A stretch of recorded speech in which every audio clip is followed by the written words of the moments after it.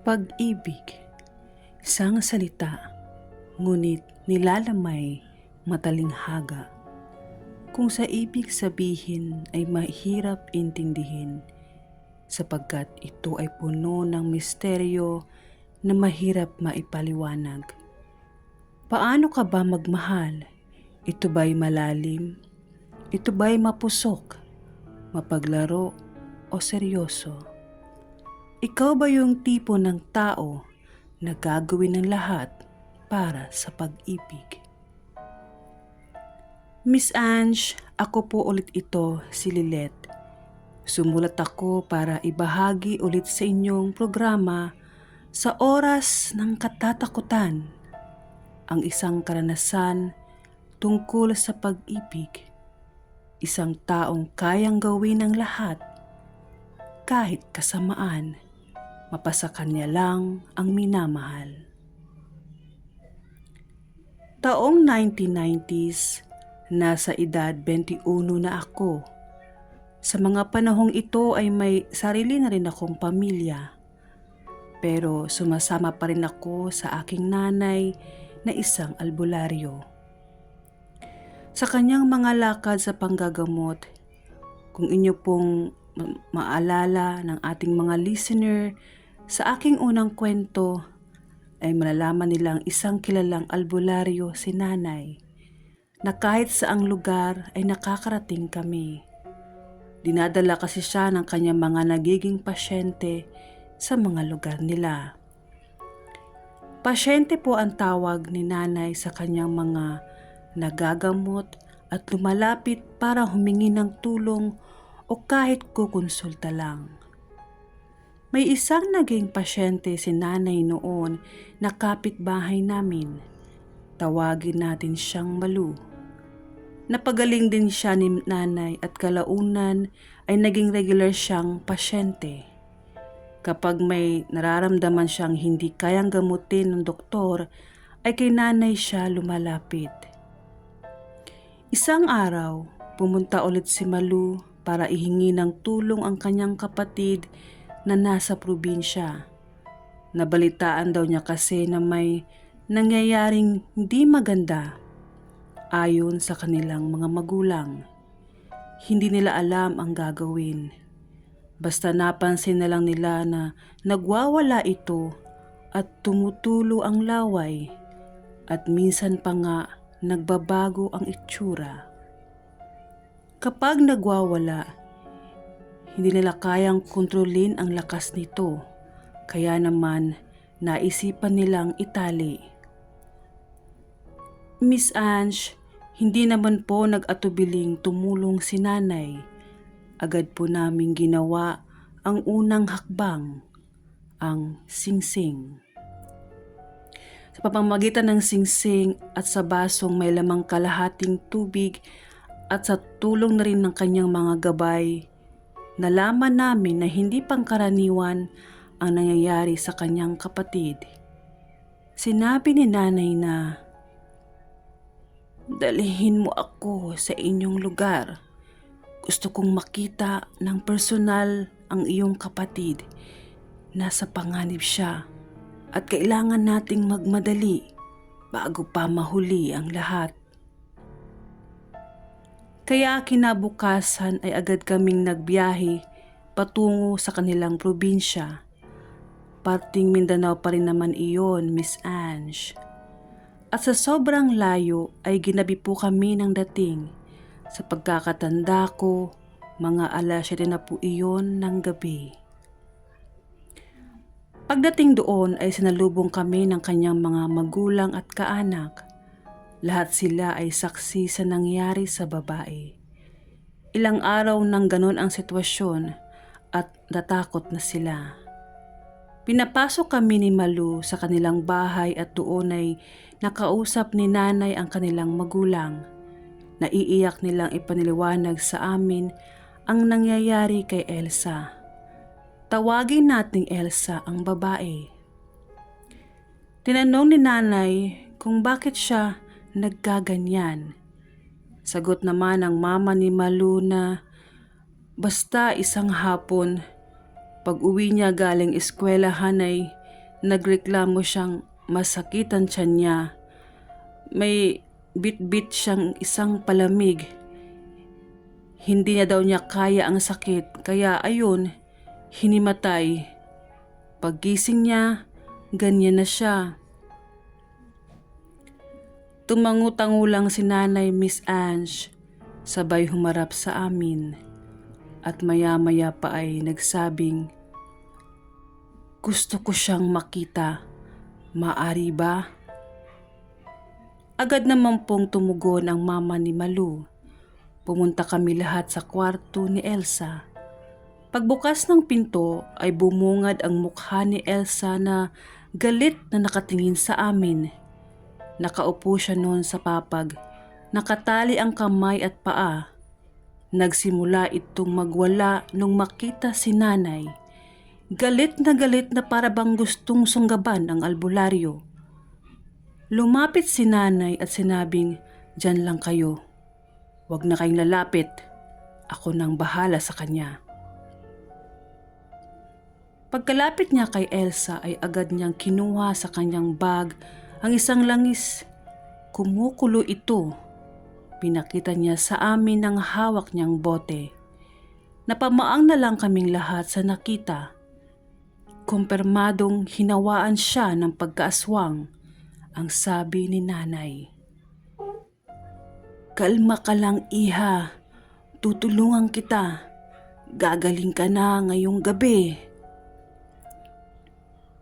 Lumingon sa amin si Nanay at inutusan si Malu na kung maaari ay hawakan ng mga lalaki si Elsa dahil papainumin niya ito ng langis. Ang langis na makakatanggal sa kanyang pagiging aswang. Isusuka daw nito ang pinainom sa kanya ng aswang. Miss Ange agad namang pong sumunod si Malu sa utos ni Nanay at maya-maya pa ay dumating na nga ang mga ito. 4 na kalalakihan para siguradong maiinom niya ang langis. Wala na pong sinayang na oras si Nanay. Pinainom niya ito. Medyo kumalma kasi ng kaunti si Elsa nung hinawakan ni Nanay ang kanyang noo at dinasalan. Maayos niya itong napainom at maya-maya pa ay isinuka na ni Elsa ang maiitim na likido. Mabaho at sobrang dami. Kalaunan ay lumabas na isang batong maliit. Nang mailabas na ito, tumigil siya sa pagsusuka at tila ba hinang-hina at nahimatay po siya, Miss Ange. Habang nang nasa ganong sitwasyon siya, ay nilagyan siya ni Nanay ng langis sa buong katawan. Sabay dinadasalan at sinuotan ng isang kwintas. Ang sabi ni Nanay, ito ay isang habak na makapagbibigay sa kanya ng proteksyon laban sa mga masasamang nilalang na nais siyang makuha, lalong-lalo na sa kanyang mga nagiging manliligaw o mga taong malapit sa kanya. Nahawaan ng pagkaaswang ang inyong anak. Mabuti na lang at hindi pa siya nakakain ng dugot laman ng tao o di kaya hayop. Dahil kung nangyari iyon ay matutuluyan na siyang magiging aswang na kagaya nila.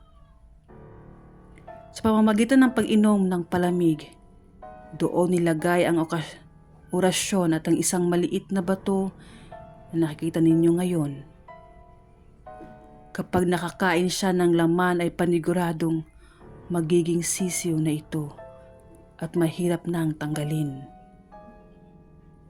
Tanong ng mama ni Malu, "Diyos ko po, bakit naman ginawa yun sa anak ko? Sino man siyang hayop?" Sa pinapakita sa akin ng aking mga gabay, isang matinding pagnanasa o pag-ibig sa iyong anak ang dahilan. Tanging si Elsa lang makakasagot niyan kung sino ang taong ito. Sa ngayon ay hayaan muna natin siyang magpahinga. Si Elsa at bukas kapag nagising na siya, kakausapin natin ang saad ni Nanay. Kinabukasan nga nun, Miss Ange, maganda ang sikat ng araw. Maagang nagising ang lahat kahit kulang sa tulog, sa nais na malaman ang totoong nangyari kay Elsa at sa kung sino man ang nagbigay ng inumin sa kanya. Mga bandang 8:00 ay nagising na nga ito. Parang nagtataka pa nga siya kung bakit ang dami ng tao sa paligid. Pati sa amin ay halatang nagtatanong ang ekspresyon ng mukha niya kung sino kami. Dahil sa medyo mahina pa siya ay doon na lang namin siya kinausap sa kwarto. At ang unang naging salita niya ay, "Mama, nagugutom po ako." Agad naman pong kumuha ng pagkain ng tatay niya at pinakain ito. Nang matapos ay saka siya nagsalita. "Mama, sino po ba sila na kasama ni Ate Malu? Ano po bang ginagawa nila dito?" "Anak, siya si Nanay Pilang at eto naman si Lilet. Sila ang tumulong sa'yo para gumaling ka. 3 araw ka na rin kasing parang wala sa sarili at pagdating ng gabi ay nagiging kakaiba ka. May naalala ka ba sa nangyari sa'yo? Sabihin mo sa akin, may problema ba tayo sa eskwelahan?" Nagulat man ay agad siyang nakabawi at napaisip ng malalim.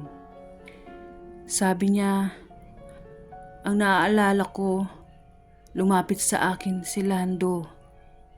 Hindi niya po tunay na pangalan.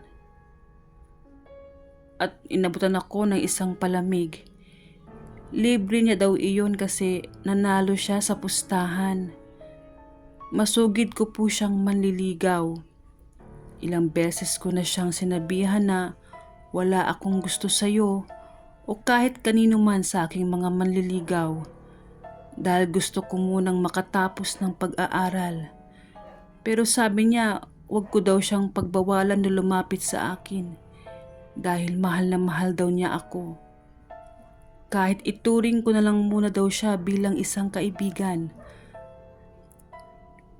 Ang alam ko ay iba ang kanilang relihiyon, iba ang kanilang pinaniniwalaan. Kwento niya sa akin nung huling magkasama kami." Natigilan ang lahat sa kwento ni Elsa. Binasag ng tatay nila ang katahimikan. Sabi niya, "Laganap talaga dito sa amin ng mga aswang. Pero sa pagkakaalam ko ay hindi sila nananakit ng kapitbahay o kabarangay dahil mabibisto ang sekreto nila. Ibig sabihin, hindi taga rito si Lando at ang pamilya niya. Sabihin mo sa akin, anak, kung taga saan sila para makagati tayo." Pero Miss Ange, sinabi ni Elsa ay hindi na naman din siya sigurado kung si Lando nga ba talaga iyon. Basta ang sigurado lang niya talaga, ito ang nagbigay sa kanya ng inumin.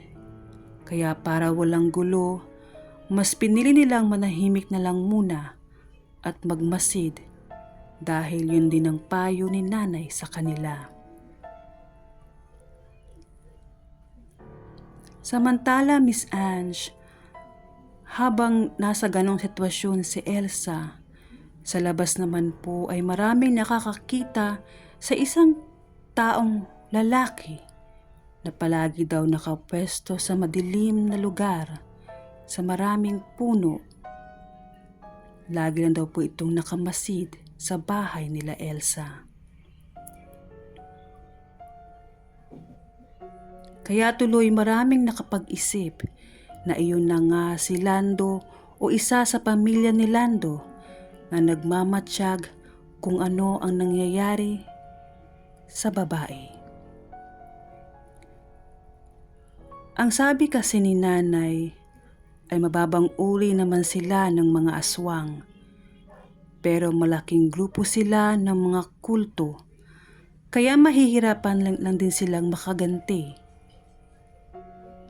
Para makaiwas sa lalaking iyon ay dalawa ang kanilang pagpipilian na desisyon. Ang ilayo sa lugar itong si Elsa o maagang makapag-asawa para lubayan siya nito.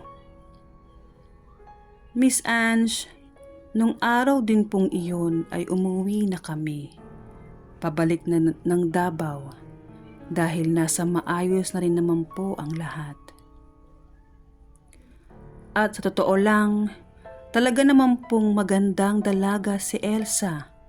May hawig nga po siya kay Christine Reyes noong kabataan niya. Kaya hindi naman po nakakapagtaka na marami talaga siyang manliligaw. At tungkol naman ulit kay Lando, ayon kay Elsa, pagpasok ulit niya sa klase ay hindi niya na ito nakita pang muli. Ang sabi ng mga kaklase niya ay simula nung nagkasakit siya, hindi na rin po ito napasok si Lando sa eskwelahan. Simula nun ay wala na rin po silang naging balita pa sa kanya. At ilang taon na nga po ang lumipas, Miss Ange, bago namin nalaman na nakapag-asawa na pala si Elsa. Taga doon din po sa kanila, pero mas matanda ito sa kanya ng edad. Mabait at responsable din naman po ang lalaki. Dumalaw kasi sila sa amin nang lumuwas sila ng probinsya para makapaghanap ng trabaho. Hanggang dito na lamang po, Miss Ange. Marami pong salamat.